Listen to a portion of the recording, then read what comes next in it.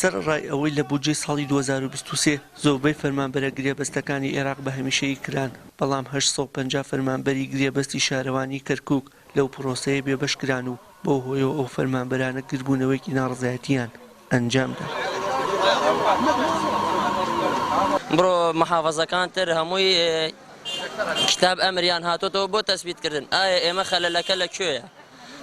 کەسیش ناڵێت ئایا ئەوە با بڵێن ئیشێکتان بۆ بکەین یان شتێکتان بۆ بکەین. ئەوها چاوەڕێن و 3 مانگجاری یا 6 مانگجاری عەقدێکمان بۆ ئەکەن و بڕۆ بەخێراتی و ئیشەکەی شەری ئیشەکەیە و ئەو هاتینە سەر شارە و بێ ئیسفادەت. من لە 2016ەوە هەیە لە 2002ەوە هەیە زیاتر، یان هەیە ئەختیار بۆ هێشتا بەس ئەجوریۆمەیە یا عەقدە. وا کەمترین کەسمان منم 8 ساڵمەوە بۆ 9 ساڵەوات هەتاکو میساقی یەک شتمان بۆ نەکراوە. داواش لە کێیەکەین هیچمان بۆ ناکرێت، نە لە نەزاهات، نە دایری خۆمان، نە مالیە. ئێمە پژۆ خستۆ بە هەموو شێوەیەک.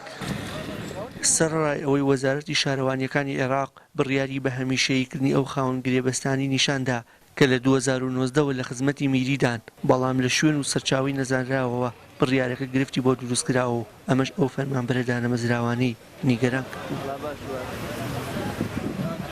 عینادبانی زەوجێت بۆ حیسابە مناڵ بۆ حیسابە شادت بۆ حیسابە ئێمە داواکارێکەمانەوەیە بمانکەم بە هەمیشەیە ئەگەر بمانکەم بە هەمیشە ئێمە بۆ دەرەچین. هیچ لایەنێ بەڵێنی پێمان نەداوە و داواکارین بێنە هانامانەوە و ئیشمان بۆ بکەن. تاکە داواکاریمانە داویش زیاترمان نەکرێت، داوای مافی خۆمانەکەین.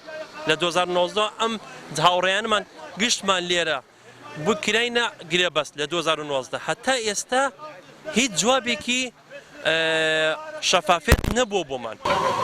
فەرمانبەرانی دانەمەزرا و جەخت لە بەردەوامی بە گربوونەوە و چالاکی مەدەنیەکانیان دەدەن و دەڵێن تا جێبەجێکردنی خواستەکانمان شەقام چۆن ناکەین. وشار محەممەد، کەناڵی ئاسمانی پەیام، کەرکووک.